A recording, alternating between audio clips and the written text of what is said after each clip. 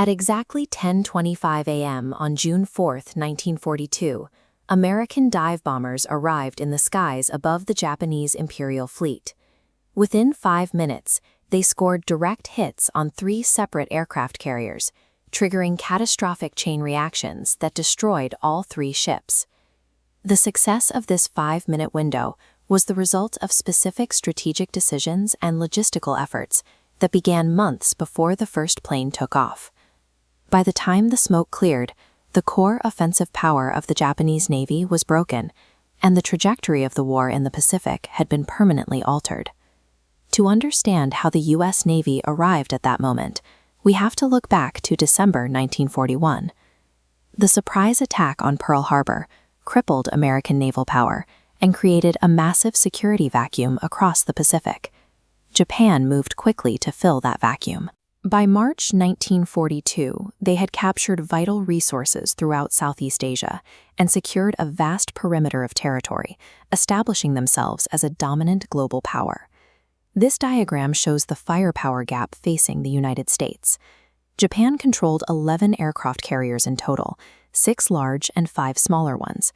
The U.S. had only 3 large carriers in the theater, and they only survived Pearl Harbor because they were out at sea. Japan's plan was to secure the Midway Atoll and use it as bait to draw those last 3 American carriers into a final, decisive battle. They intended to finish the job they started at Pearl Harbor. For Admiral Chester Nimitz, Commander-in-Chief of the Pacific Fleet, the stakes were absolute. Losing those carriers at Midway would leave the Pacific open to Japanese control and likely force the United States to negotiate for peace. While outnumbered, the Americans had an invisible advantage. A U.S. Naval Intelligence Unit, codenamed HIPO, was intercepting Japanese communications and noticed frequent mentions of a target designated as AF. They suspected AF was Midway, but they needed to be certain. To confirm their theory, they instructed the base at Midway to send an unencrypted radio message claiming their water distillation plant had failed and they were running out of fresh water. The ruse worked exactly as planned. The U.S. transmits the fake distress call. Days later, Japanese intelligence intercepts it and broadcasts a report that target AF is short on water. When U.S. intelligence intercepted that report, they confirmed the target was Midway. Knowing the location, date, and order of battle allowed Nimitz to stop reacting to Japanese movements and instead begin planning a precise ambush. While the intelligence gave Nimitz the location, previous battles provided the opportunity.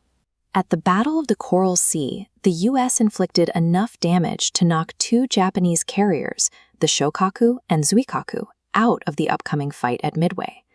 The Japanese struggled to replace their lost air crews, but the Americans performed a minor miracle.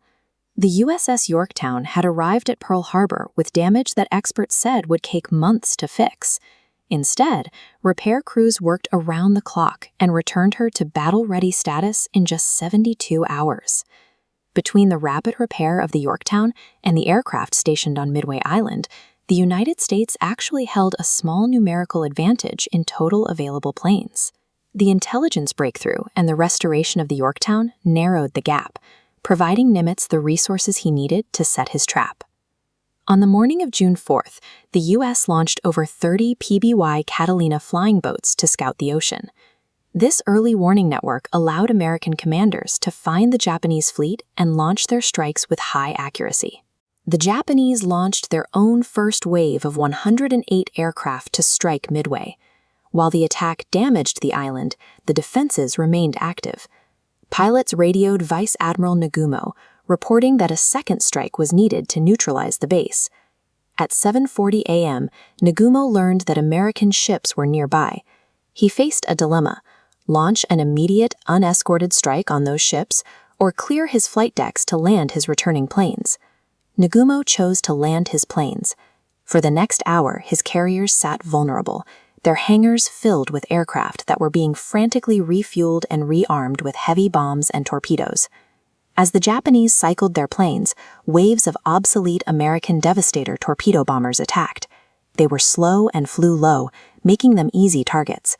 Out of 41 Devastators launched, only 6 survived the morning. However, their sacrifice pulled the Japanese fighter cover down to sea level. By the time the torpedo planes were gone, the Japanese defenses were exhausted and out of position, leaving the high-altitude skies open to the next wave. High above the fleet, U.S. dive bomber squadrons from the Enterprise and the Yorktown arrived simultaneously. With the Japanese fighters occupied at the surface, the American bombers had a clear, unobstructed path to their targets. Over the next 5 minutes, they struck the Kaga, the Soryu, and the Akagi. The bombs ignited the fueled aircraft and munitions in the hangars below, creating a series of internal explosions that destroyed all 3 carriers. This outcome was the result of Nagumo's decision to rearm his planes while his fleet was under constant, harassing air attacks.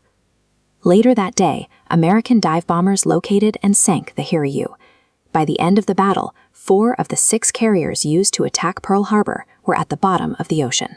Japan lacked the industrial capacity to replace these specialized ships and their veteran pilots. Meanwhile, American industry was already scaling up to produce a vast new fleet of carriers and aircraft. The victory at Midway halted Japan's offensive operations in the Pacific, allowing the Allies to seize the initiative for the remainder of the war.